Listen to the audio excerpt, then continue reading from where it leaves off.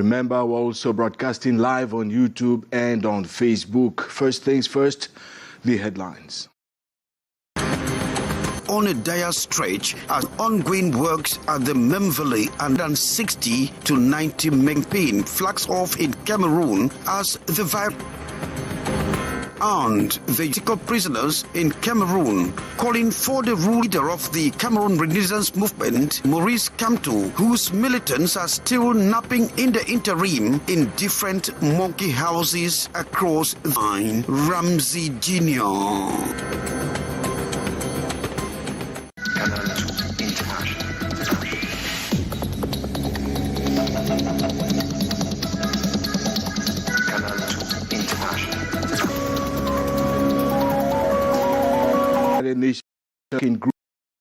Movement arrested during recent demonstrations across the country. The party leader Maurice Kamto this afternoon in Yaoundé saluted the clamor and also says that it is time for the authorities to let justice prevail. Hyacinth Chia. The recommendations from the United Nations Working Group on arbitrary detention, demanding the liberation of the detainees of the Cameroon Renaissance Movement, have been described by Maurice Kamto as a legal victory. The working group on arbitrary detention has clearly stated that a civilian cannot be tried before a military court. So, I think Cameroonians can now agree with us that we were right, because, the victory on that point. Though the decision may hit a stone at the level of the Cameroon government, but the CRM president underlines that as a state of law, it is important to respect such international norms. We are hopeful that the Cameroonian government will implement that legal opinion. Why? Because Cameroon is part of the international community. Cameroon must be abide by all the international rules contained in the legal instrument to which is party to. It's not a pick and choose system. No, you are part of a whole system and you are abide by the whole system. The calls for the liberation and compensation of the 123 victims of the January 2019 and September 2020 protest march currently in detention units across the country is the fruit of the Sylvain Sub-collective group of lawyers under the coordination of Barrister Meli Hippolyte, who had taken the legal battle to international human rights institutions. Now, in recent weeks, Cameroonians have been frowning and grumbling over recurrent power cuts and countrywide blackouts. From trickling reports and testimonies, the expanding energy crisis depends on what region of Cameroon you may find yourself in, and also depends heavily on the power grids installed in place. Gladys Ambo has been perusing related documents and now reports.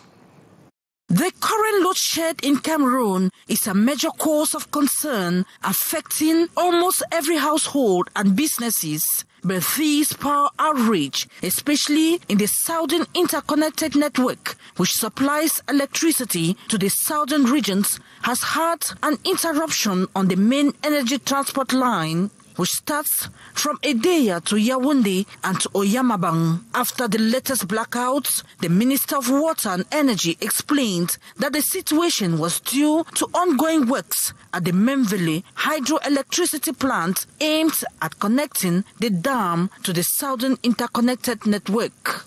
It should be noted that Cameroon has three energy networks: the Southern Interconnected Network, the Eastern Interconnected Network, and the Northern Interconnected Network, which supplies the three northern regions. And the northern grid has reportedly improved 3 years after heavy load shedding due to heavy rains that has permitted the Lagdo Dam to have sufficient water, coupled with the new solar power plant in Guidere.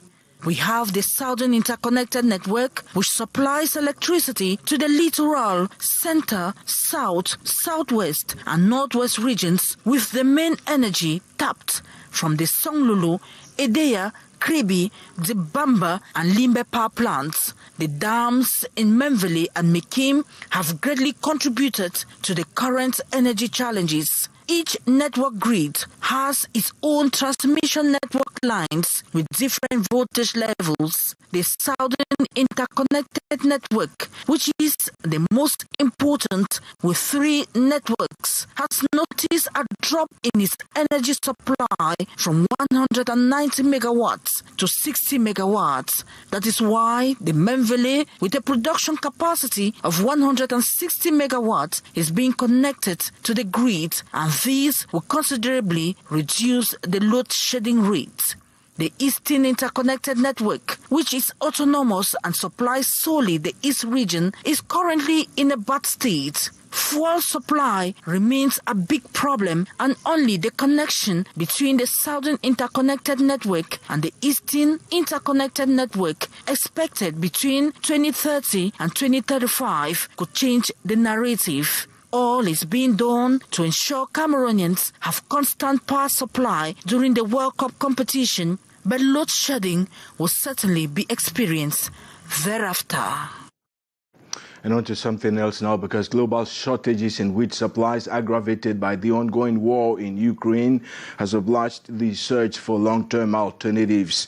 And on that score, a breakthrough in scientific research is being announced from the Northwest region, where researchers say they have uncovered the possibilities of large-scale or industrial-scale production of wheat.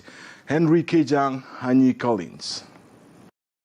If the world almost went down on its knees because of the lack of wheat from Ukraine, the Cameroonian solution to that equation could come from the Northwest region, where wheat has been tested to grow well but needs to be supported. Within the instructions of the head of state, if you look at the mandate that he has given, it's talking about production and transformation, because the key word is transformation. Yeah. If we keep producing and we don't transform, then we are not getting there. Mm-hmm. And I want to say that when you see wheat, there are different types of wheat. And the different types are used for different things. At the 7th edition of the Excellence Days for Scientific Research and Innovation that opened in Bamenda Wednesday, December 15, the over 40 local researchers have exhibited their know-how in varied domains of human life. Yes. And we use it for environmental security and climatic safety. People install it in your house, and there are some people you don't want them to come to your house, like people whose ideas, because the fingerprint is the mind of somebody, whose ideas are contrary to yours. Somebody's coming to kill you, to cause destruction in your house. His fingerprints are announcing it. Potato production in Cameroon fell.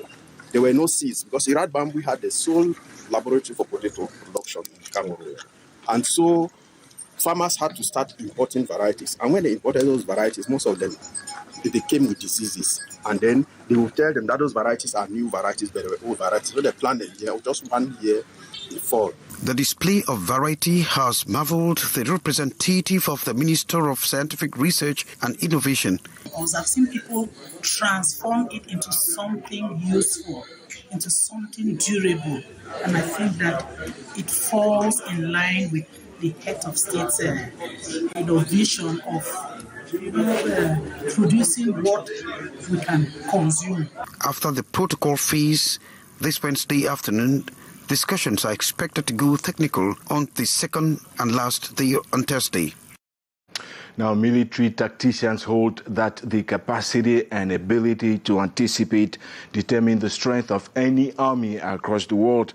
And that's the crux of the message that's been passed on to over 100 soldiers who have completed training sessions in military logistics techniques at the Douala Military Engineering Regiment. Stephanie Chin. These elements of the Cameroonian military have received their end-of-course attestations in logistics, in which they received lessons on the 13 modules on logistics. Le logisticien prévoit. C'est pour ces raisons que durant tous les modules que nous avons appris ici, on était au pied de guerre dans le cadre de l'anticipation, dans le cadre de prévoir, afin que les hommes qui sont sur le terrain ne souffrent de rien. We were taught different modules, like in preparation. Before you deploy the officers to the terrain, the logistic officers to the terrain, before, after, and during the process of sending the military officers to the terrain. Their 5th refresher course and the 6th logistics application course centers on administration and management. It has been an enriching course, and mostly we've learned the different measures we need to take to deploy troops on the field.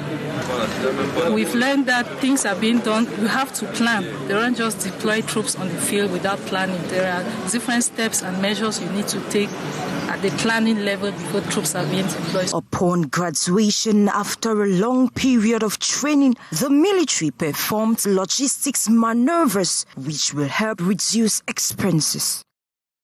Now, the 5th countrywide coronavirus vaccination campaign has been slated to span the period November 18 to 27. So what explains the raison d'etre behind the new repost campaign when apparently coronavirus contamination figures are coming down nationwide? Beatrice Ngamo has been digging for answers, and here's what she found out. Health experts say the situation of COVID-19 seems to be down, but the risk still persists despite the 4 previous campaigns. With just 5% coverage rate, Cameroon is considered as a high health risk country. It is thus for maximum security and wiping fear of the uncertainty around the evolution that reinforcing our immunity important. Attaining at least 10% coverage rate, we should be far from resurgence because we don't know, but we are kind of reassured the situation is under control. The raison d'etre of the 10-day free vaccination campaign from November 18 to 27 to prevent the resurgence of the coronavirus pandemic. For all vaccines, the health experts adds, the first series is for immunity, but while the risk lasts long, a booster dose is needed over and over. The booster dose is to kind of bring to life all the earlier response, to make them more strong, even through just one dose of the others before we'll be back to life. No risk of any kind is involved. Instead, the immunity is more sure. The population, the community, is at the center of the strategy. Message bearers of this 5th phase, using door-to-door method via clubs of mothers and fathers. The club of the mother, the club of the father, people who can be trained, they will be able to bring the message, the context where our population have a lot of hesitation concerning vaccination, COVID. Interest and engagements changing for good. With the end of year festivities and gathering not far off, the needed protection imperative.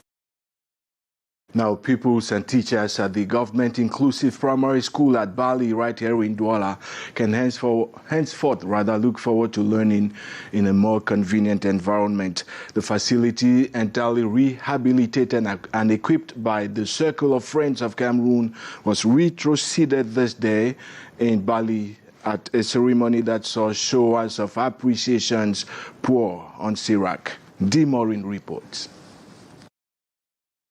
Some years back, studying at this inclusive government primary school, Bali in Douala, Cameroon, was a veritable nightmare for pupils and teachers due to the deplorable nature of its infrastructure and filthy environment.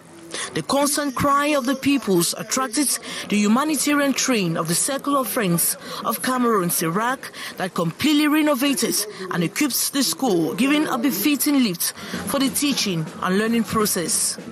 The retrocession ceremony of the school took place this November 14 on campus, chaired by the representative of the founding president of Sirac, who doubles as the first vice president of the charitable organization and Secretary of State in the Ministry of Basic Education. Allies and partners who painstakingly supported, guided, and oversaw the project from the very beginning to the stunning outcome that we celebrate today.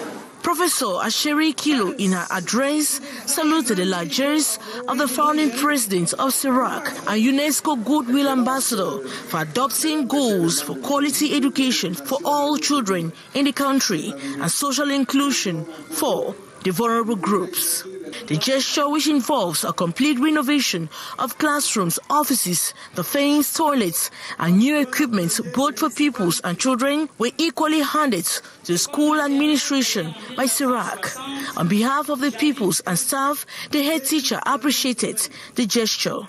Aujourd'hui, les écoles primaires et maternelles de Bali sont devenues neuves. These physically challenged people, representing his mates, expressed gratitude to the circle of friends of Cameroon. He highlights the importance of Braille, which remains imperative for effective study. Handling such equipment can only be appreciated, he cries out. The ceremony was highly animated by different artists and traditional dance groups, which pulled the Sirac women from their seats. Traditional rulers and crowds of persons were part of the November 14 rendezvous.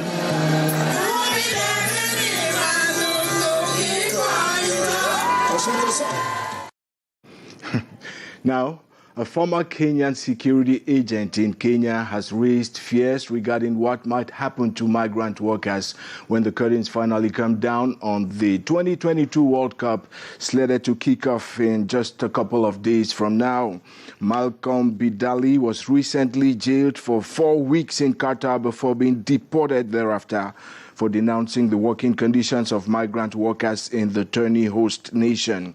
He says when the TV cameras would have left Qatar, migrant workers will face the music. We now have a chance to listen to a shortish excerpt from Bidali himself. The official and unofficial charge was that I was receiving payments from a foreign agent to spread misinformation about the state of Qatar. So basically, they're going to charge me under the Espionage Act, which carried with it 500,000 Qatar Riyal fine and or, is it 3 years or 10 years? But it was a very long time. So that was what I was facing. When all the cameras have left, all the journalists have left, all the fans have left, it will be the migrant workers and the employers and the state.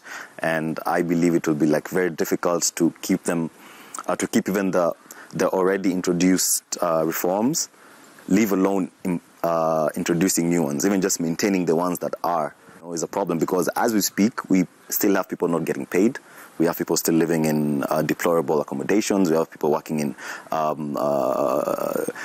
deplorable working conditions and all that. So that is happening as we speak, and it's less than 50 days to the World Cup, I think. So what happens when all that is over? And that's how we saw it on this installment of the 6:15 p.m. edition of the News in English on Canal International. Don't you forget, Alain Ghislain Kanga will be there at 1950 with more news in French. In between then, a beautiful documentary coming up at 1900 hours. Thanks for having been there for us. Keep the date for tomorrow, the same time, the same place. Stay safe and bye-bye.